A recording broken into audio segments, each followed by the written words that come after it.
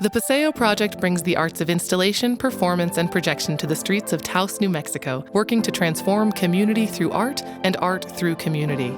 The Paseo's innovative youth education program is made up of a series of workshops, demonstrations, and hands-on arts education experiences led by local partners like STEM Arts Lab, Twirl, and UNM Taos, working with invited Paseo artists and themes. In 2019, more than 1,700 students engaged with Paseo programming.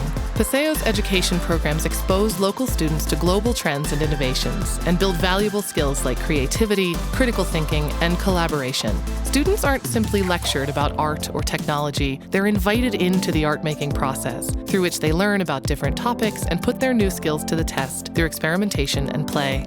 An interactive and dynamic event unlike any other in Taos, the Paseo is the perfect platform for students of all ages to play, explore, and learn. Visit paseoproject.org for more information.